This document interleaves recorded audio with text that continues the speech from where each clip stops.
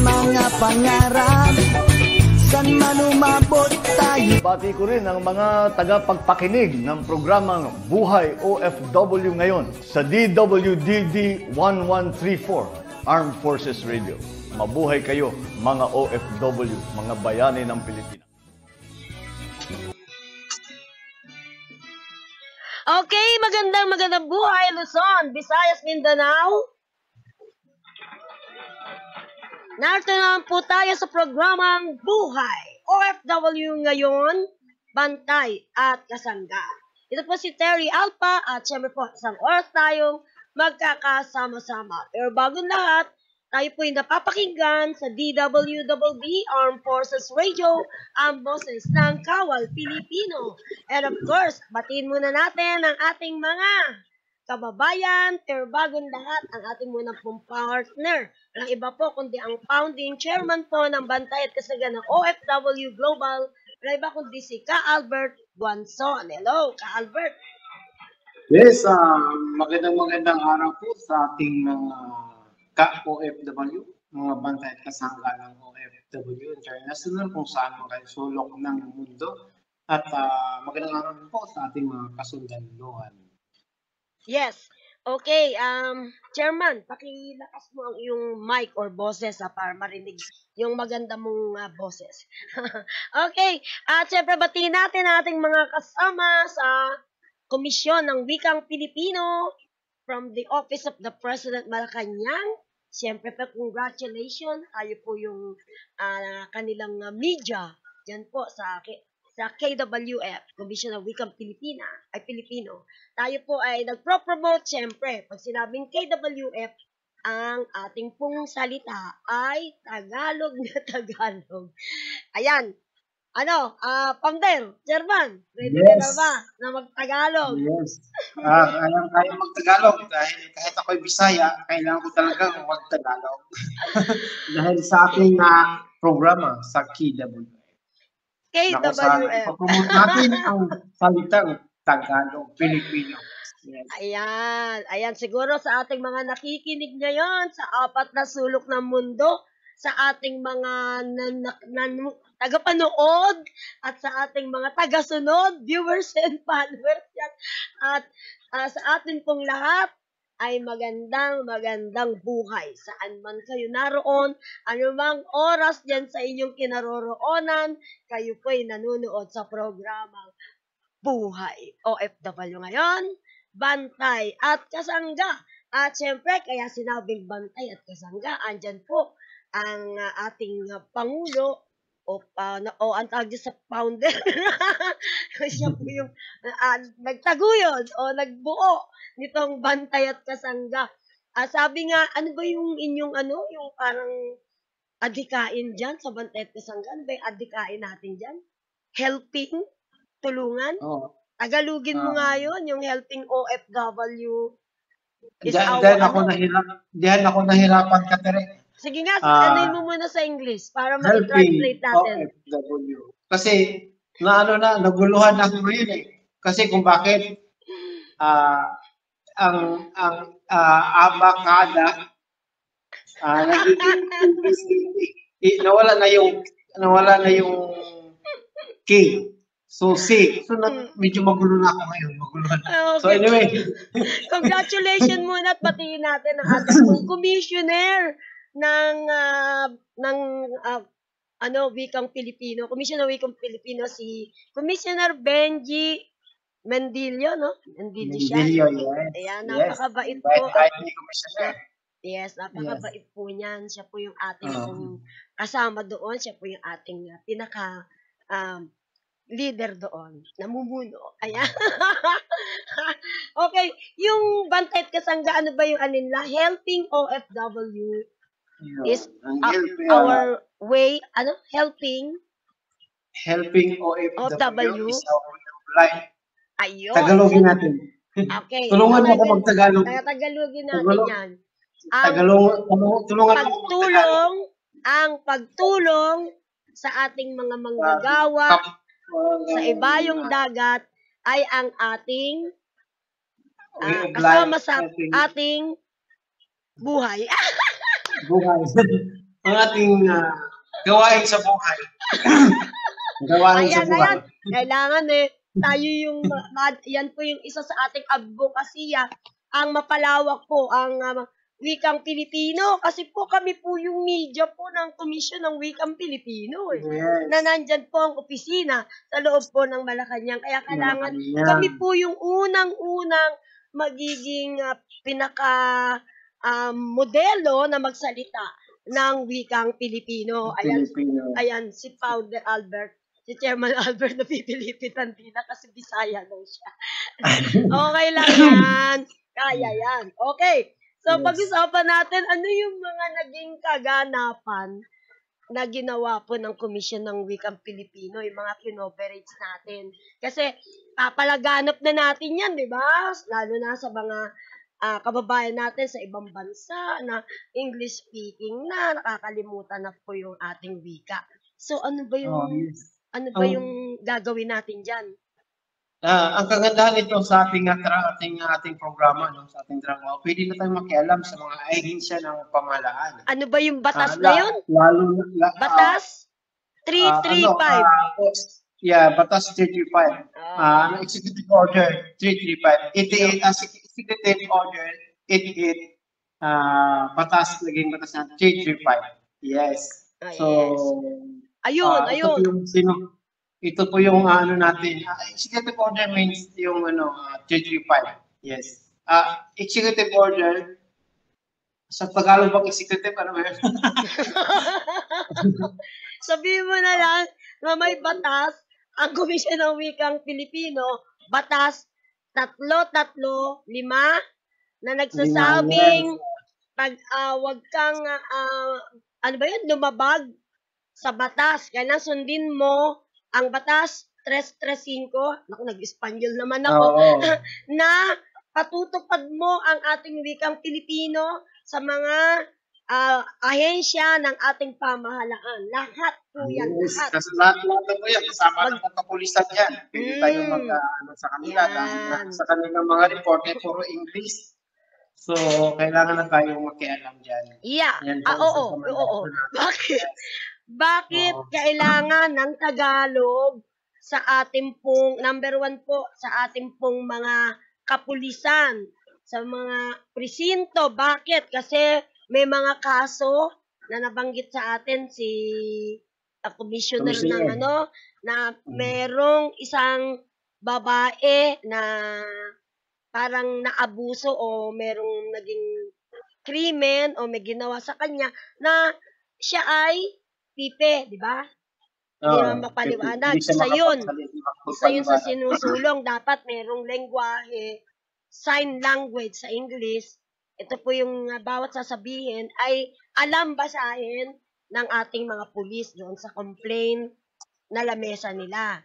Para maintindihan. Kasi pipe, paano niyang masasabi kung ano yung reklamo niya? Kung dapat bawat isa may taga-translate, may taga bawat presinto dapat meron. Kasi hindi naman lahat marunong magsalita.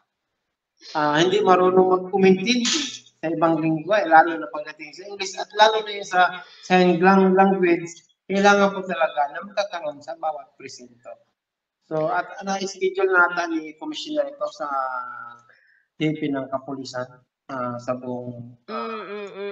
Ngayon, bukod sa kapulisan, meron pa tayong misyon na puntahan ang mga departamento o ng ating pamahalaan, ang mga eskwelahan, paaralan, para laging ang Pilipino ang gagamitin. Hindi naman palagi, syempre may English din yan.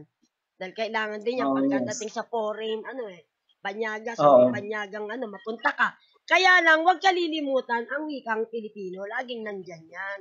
Kita mo, nagkakandabulol na kami ni Ka Albert. Ayan. Wala namang problema doon ka Teresa, sa kumbaga, ang English kasi siya, official din siya. Kaya lang, dapat huwag kalimutan yung wikang Tagalog. Lalo, nagtataka nga Teresa, yung mga kabataan natin, yung nag-aaral sa abroad, yung mga anak nila doon, mga OFW na mayroong pamilya doon, na nag-anak, nag-aaral sa abroad. Pagbalik dito, hindi marunong mag-ano, Oo. hindi marunong mag-Tagalog. Mm. So, yan ang isa sa mandato natin. Gusto ko nga, Catherine, ma-assign sa abroad para Oo. ma-monitor natin yung mga Tama. ganong mga Tama. school.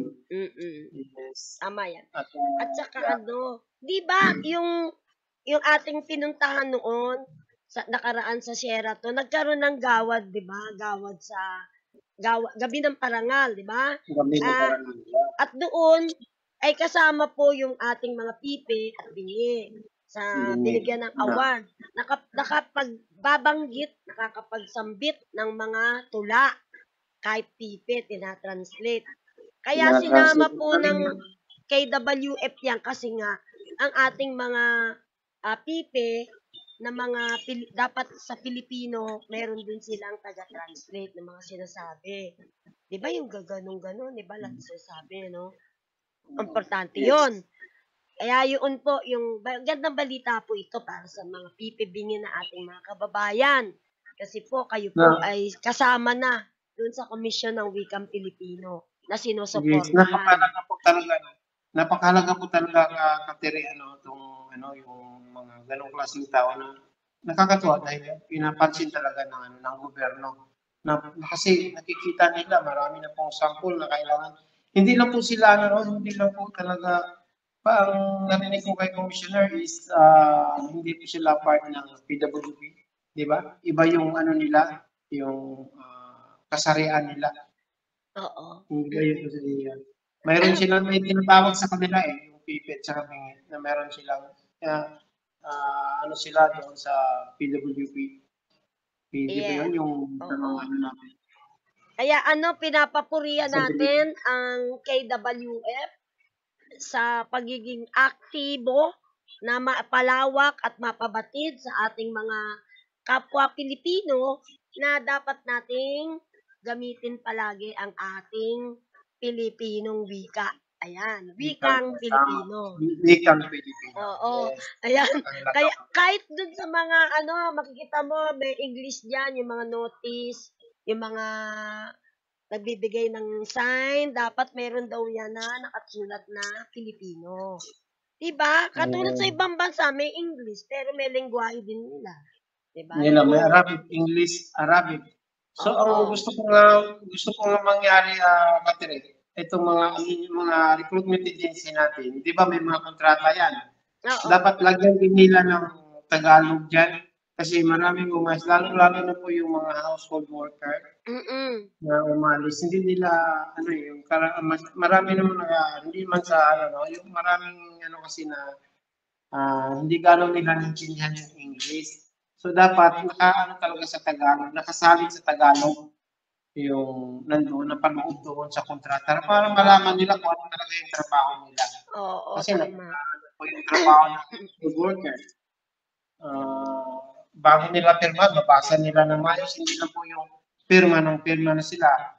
Dapat meron talagang lingwahe nakasalin sa Tagalog, sa Pilipino. Oo, kaya tandaan ninyo, ang batas 335. Yan po ang batas na dapat ay gamitin nyo ang wikang Pilipino, lalo na po sa ahensya ng ating pamahalaan.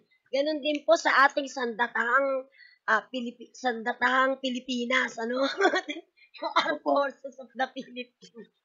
Sandatahang Pilipinas. Kayo din po ay hinihikayat na magamit ng wikang Pilipino. Pagka bibisitahin kayo ng KWF yan para mag-lecture. Bilang kayo, lahat po ng mga ahensya. So, tanong natin ngayon ng ating si Ka Albert, ano ba yung mga naging mga naging pangyayari doon sa pagsuporta ng ating pong Senador Loren Legarda. Ano ba yung naging pinakita dyan sa mga exhibition dyan? Paliwanag mo nga kung anong mga nakakita mo doon. Yes, nagkakaroon po ng exhibit sa exhibition doon sa Sinis kahapon May 29. Doon po sa Sinis, nandun po tayo, nasaksihan po natin na kung saan ay nandun po yung mga iba't ibang lahi ng mga katutubo, may galing sa Iloilo, galing sa iba-ibang na kung saan iba-ibang lingwahe talaga ang pinakita nila at nagsasalita sila. Nakakatuwa dahil nga binibigyan talaga sila ng pansin ng sa KWE at ni Senator Lorena Ligarda. So, ayun po, nagkakaroon po tayo ng pagkakataon na makita at masaksihan ang kaganapan doon sa Senate kahapon. Senado. Senado. kung may multa tayo katiri dito sa pagsalita natin, malaki na pinati natin yung natin dahil sa pinopromote natin. Anyway, kaya po nasaksihan po natin ang kaganapan kahapon doon sa Senado. Kung paano sila binigyan pansin ng Senator Lorena Ligarda. At nagsalita din po ang ating commissioner na si Commissioner Arthur Casanova. Oo, siya yung pinaka-head commissioner ng Komisyon ng Wikang Pilipino. Yan. Tsaka, ano ba sinabi niya? Yes, ay, mamaya, mapapanood niyo kung ano yung mga mensahe ni Commissioner. At saka po, yung mga umattend doon, may parang silang lingwaheng nakaano na, natatandaan mo ba? Yung parang slogan. Parang yes, mayroon silang mga doon, bawat picturean ko nga yun. Oo. Na dokumento po natin. Na nandun lahat ng mga lingwahe. Iba't ibang lingwahe nakasulat doon. So, hindi mo talaga pag yun lang kasi natin mayroon pa talagang ibang mga lingwahe na hindi natin maintindihan nakasulat na hindi natin maintindihan pagbasahin dahil po sa iba-ibang mga natin mga katutubo lingwahe ng mga katutubo. Very successful naman po yung exhibition nila kahapon doon sa Senado Marami bang mga kapatid kasama natin sa media ang nag-cover? Bali sa KW Media, ay bali 8 po kami. 8 po kami nandoon. Maliban po sa ibang media na nandoon. So, yun na nga, napakaganda po ang resulta. At kaikot-ikot ko doon, nakikita ko iba-ibang mga kaibigan natin. Nandoon po yung dating ambasador sa Saudi Arabia. Nakita mo sila, okay. Kala ko bibisitahin mo yung mga ibang senador nung nandun ka. Yes, pumunta ako doon sa dalawang senador lang sa office ni Senador Bato de la Rosa na kung saan ay pinag-ano ko na kasi nandun na tayo eh. So pinareceive ko na yung mga kailangan sa Mindanao, part sa Mindanao, sa Cotabato ng mga barangay. Dinirikta ko na pa dun sa kanyang mga request. May sulat naman, pinareceive ko sa kanila at saka kay Senador Amy Marcos. So, bali dalawang office ng senador ko yung napuntahan ko doon para ipa-receive yung request sa mga barangay. Okay, bali, Ka-Albert, pakita at panuurin muna nila yung seremonya ng pagbubukas. Ito po yung exhibit na nasa nanganganib ng wika. Bakit kaya nanganganib ang wika? At yun nga, yan po ay kinover po ng ating kasamang Ka-Albert. So, panuurin po natin ang mga naging kaganapan doon po sa Senado at siyempre doon po sa Gawad Parangal, no? Ng Gabi ng Parangal. Ayan po, panuurin po natin sila. Ngayon po ang KWF Gabi ng Parangal 2024 na ginaganap po ngayon dito sa Sheraton Hotel. Meron po mga awardee rito. Ito po yung kanilang mga award. Ayan po.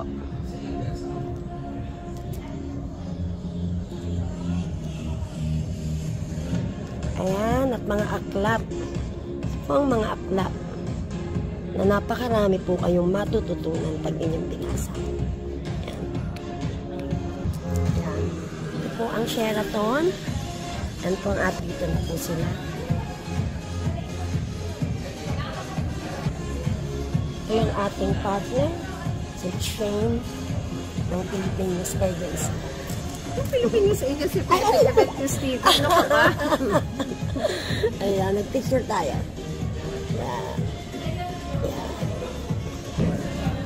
PCMJOnline.net, DiaryongTagalog.net, Noonbreak Balita, DRP TV, The Philippine Event News TV, Philippine Star, Pantay at Kasangga ng OFW International, Mabuhay News Online, Bridge Talk, DWBL, PH Today, Pinoy News Channel, at kawani ng Komisyon sa Wikang Filipino sa mga pararangalan sa mga panauhin na nasa bulwagang ito mula sa CCP, NCCA at iba pang kultural na ahensya at sa lahat ng sumusubaybay ng live sa opisyal na Facebook ng Radio Television Malacanang at KWF. Isang magandang gabi po sa inyong lahat. Sa pangasiwaan at pananalapi, Dr. Benjamin R. Mendillo Jr.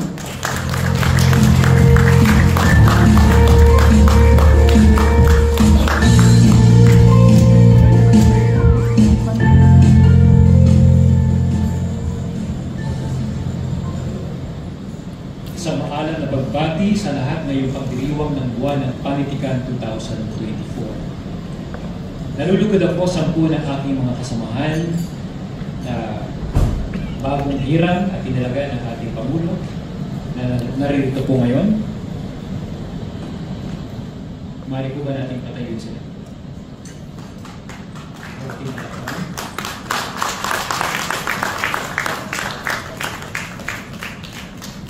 Maraming salamat po. Mabuhay. Salamat po sa inyong pagtangkilik sa mga binabandilang proyekto ng komisyon, lalo ang gabi ng parangal na ito na tumutugon sa isa sa mga haligi ng mandato ng komisyon na nagsusulong ng wika sa pamamagitan ng pagkilala sa mga dakilang ambag ng mga individual upang maitaas ang wikang Filipino sa pasulat, pasalita, o pasenyas man. Nais kong batiin ang ating kagalang-galang na Senadora Pia Cayetano, ang ating mga gagawaran sa gabing ito, sa mga media practitioner, sa RTVM para sa live feed, kayo ang kaisa namin sa pagpapayaman ng wika. Gayun din ang deaf linguistic community. Maaari po bang tumayo din po ang ating mga kasama sa deaf linguistic community? Sila po ang nagpapatatag ng Batas Republika 11106 ang Filipino Sign Language Act. Ang pagsasama-sama natin ngayong gabi ay hindi bagay na nagkataon lamang o coincidental, kundi intentional na pag-uusang makadalo kayo upang ihayag ang inyong pagtangkilik sa komisyon. Kaya masasabi kong ito rin ay isang hudyat na nagbibigay sa amin ng malalim na ugnayan upang kayong lahat sa bulwagang ito ay aming kilalanin, lalo sa lahat ng simulain at hangaring mapayaman, mapalakas, mapanatili, mapatatag, at mapaunlad ang mga adhika ng ating ahensya. Dahil ngayon ay buwan ng panitikan na may temang panitikan at kapayapaan, mahalagang maibahagi ko ang kahalagahan nito na ang panitikan ay hubungan ng mga mahalagang bahagi ng 2024. Diyos termina katapayuan.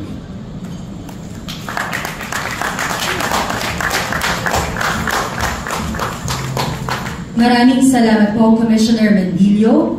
Sa bahaging ito, pakinggan natin ang mensahe mula sa tagapangulo ng KWF, Dr. Arthur P. Casanova.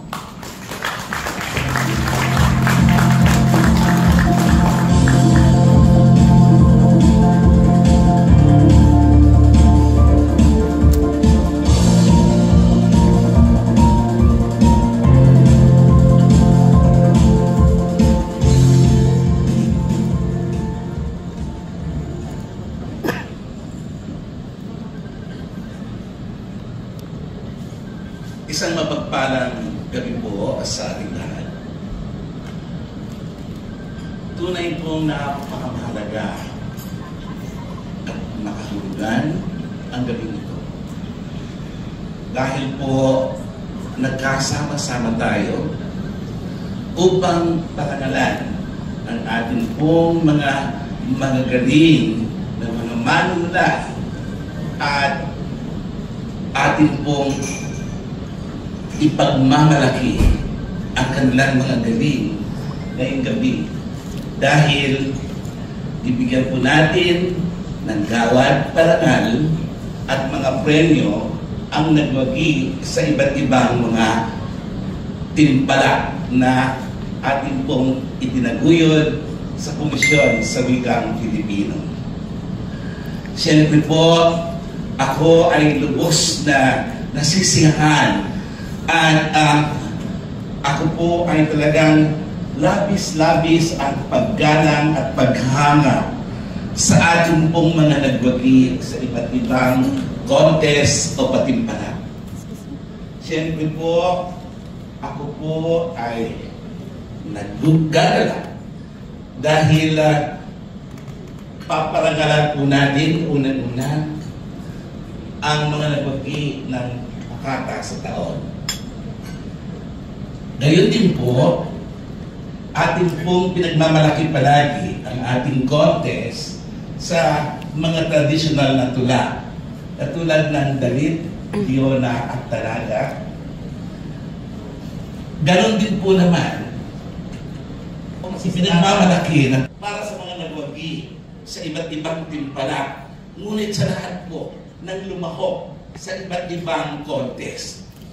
Sapagkat kung mapapatin po natin ayon sa ulat, ang contest po na Diona, Dalit at Tanaga ay inaabot po ng 2,000 mga lahok. At ito po ay patunay lamang na tayo po ay tinatangkilik ng isang bayanang Pilipino.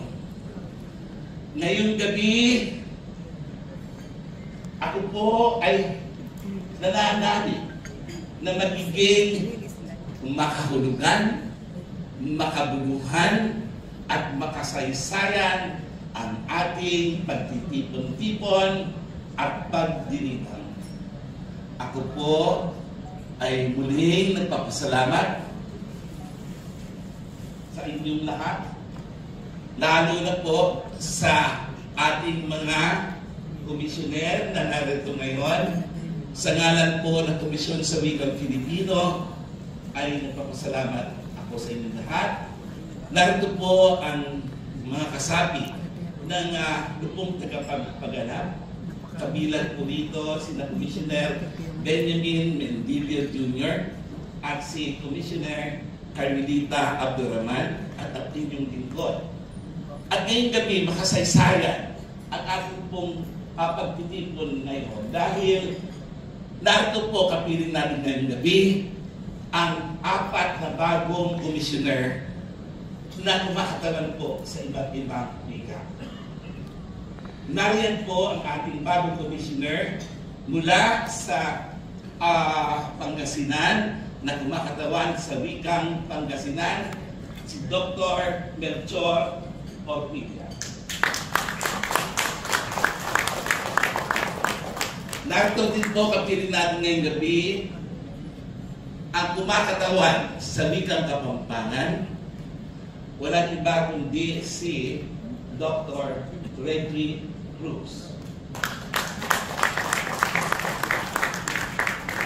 Kapiling din po natin ngayon ang kinatawan para sa wikang Hiligaynon, walang iba kundi si Dr. Jesus Insilaga.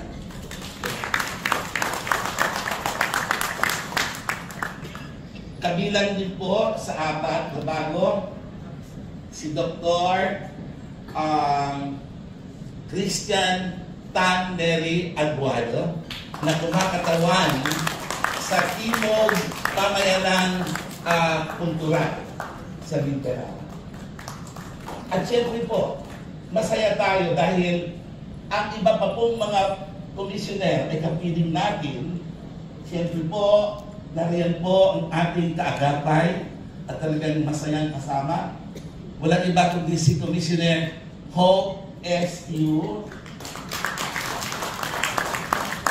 At siyempre po, hindi dapat natin kalimutan, si Commissioner Abraham Sakidi na kumakatawan sa mga wikang Muslim. Si Dr. Hopi po ay kumakatawan sa wikang Cebuano. Kaya talaga pong nakakatuwa dahil lumalaki po ang pamilya ng Komisyon sa Wikang Pilipino at sana po ay sa mga susunod na taon, hindi lamang ngayong taon ay maging katuwang pa rin namin kayo sa pagsasakatuparan ng iba't ibang mahalaga at mga makabuluhang mga gawain na nauukol po sa wika, politikan at kultura.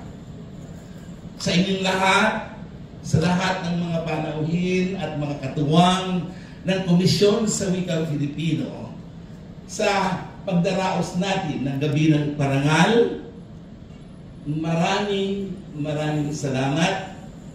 Daghang salamat kalimutan. Senyas 2024, iginawad kay Yvette S. Apurado, ikatlong gantimpala.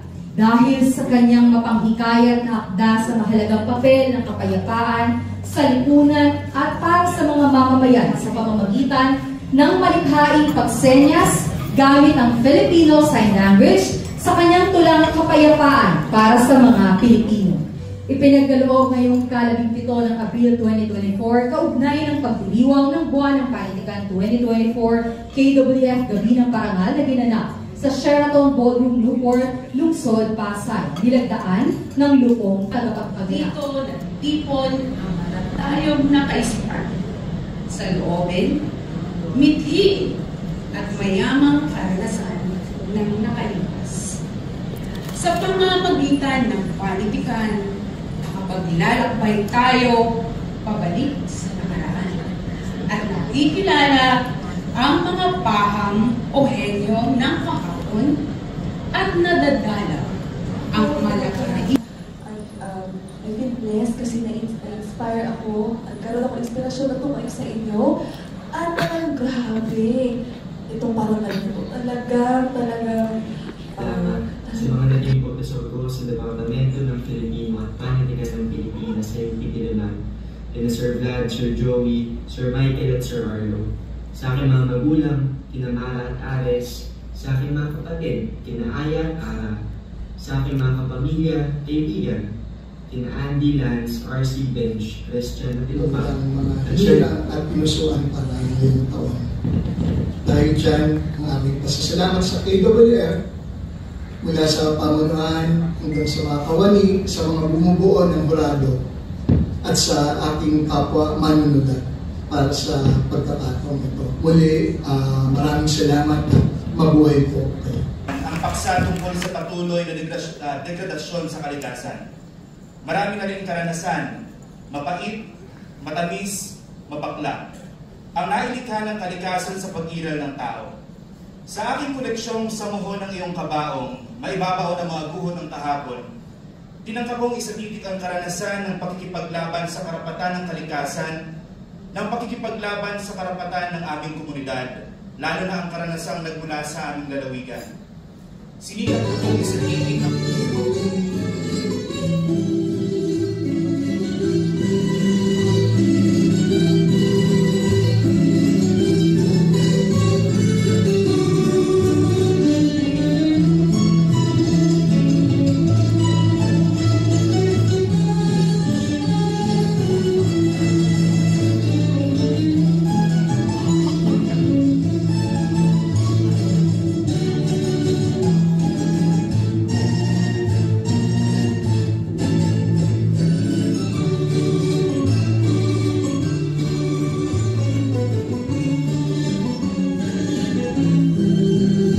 isang mapayapang gabi sa ating lahat. Sa loob at labas ng bayan ko ngayon, mga nangyayari kagaya kahapon. Kasinungalingan ang isinusulong at katotohanan ikinakabaong. Sa loob at labas ng bayan kong sawi, mga sinungaling, kinadenang laso, tabingin. Sa loob at labas nitong ating puso, pusod ang katuwang sa tamang pangako. Puson ang kikilos ng hindi mapako. Puson, hindi magkalayo. Ang ating kamo, ating gagamitin. Lakas ay kultura ang kinaking sining. Sige, itutok mo sa harapan natin at sambayanan ang iyong sasapakin. Ringal ng dangal na ito sa mga nakasama ko sa pagsusulat, no? Nagsulat ako ng kwento dahil naniniwala ako na ito ay magbibigay, no, ng landas sa iba pa at sa mga batang manunulat. Ang kwento ay reproduksyon ng ating mga danas, kaya importanteng makaranasan ka at isulat mo ito, ilathala.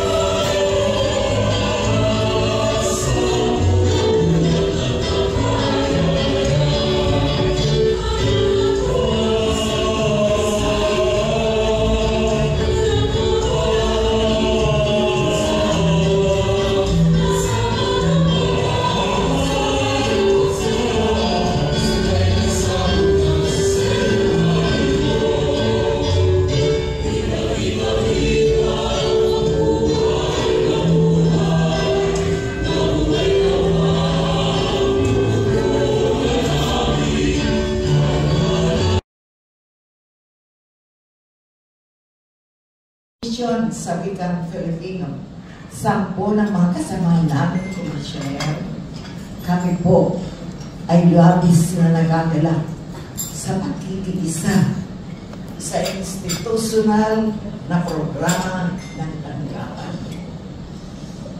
Hindi kaila sa akin ng panitikan ay panitikang maituturing na lalong naghiringling. Paglipas ng mga taon, ito ay pinatunayan ng marami na rin namang mga makatang pandaigdig na sumulat noon. Ang mga isinulat noon ay mga panulat na pinahalagahan pa rin ng kasalukuyang panahon. Ito ay may tuturing na dakilang anino ng panitikan.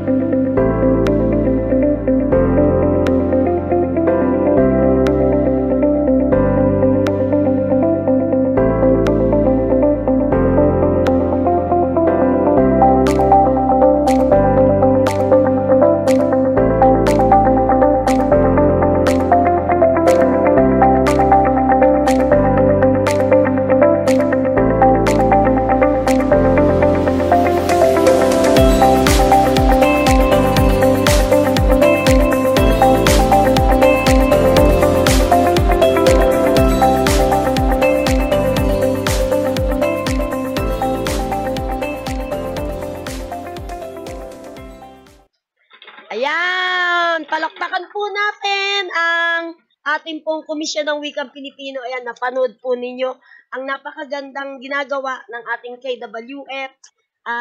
Yan po, para po sa atin. Sabi nga, ang hindi nagmamahal sa sariling wika ay daig pa ang isang mabaho at malansang isda. Tama ba ka, Albert? Alam mo na ba? Narinig mo na ba yun? Ayan. Oo, narinig ko na yan. Ayan. So, ayan, napanood nyo na. Ito na po ang oras para pa tayo ay pansamantalang magpaalam. Mauna ka na, Albert. Yes, maraming salamat sa inyong pagsubaybay sa aming programa sa Buhay OFW ngayon sa Bantay at Kasanggan ng OFW na kung saan ay patuloy po kami mag-disseminate sa aming mga programa. At maraming salamat po sa ating mga OFW, sa ating members ng Bantay at Kasanggan ng OFW, at lalo-lalo na po sa ating mga kasundaluhan na nanonood sa ating program. Mabuhay po kayo lahat. Okay, thank you so much. Maraming salamat sa ating kasamang Albert Guanzon ng Bantay at Kasanggan ng OFW International. At siyempre siya yung ating partner dito sa ating programa sa DWWD, ang Boses ng Kawal Pilipino. Okay, maraming salamat sa inyo at pansamantala na po kami magpapaalam. Ito po si Terry Alpa and of course, ang ating pong ka-Albert Guanzon. Goodbye po sa inyo. Mag-ingat po kayo. Lalo na po sa panahon ngayon, napakainit. Good luck and God bless. Yes, God bless. Maraming salamat sa inyo.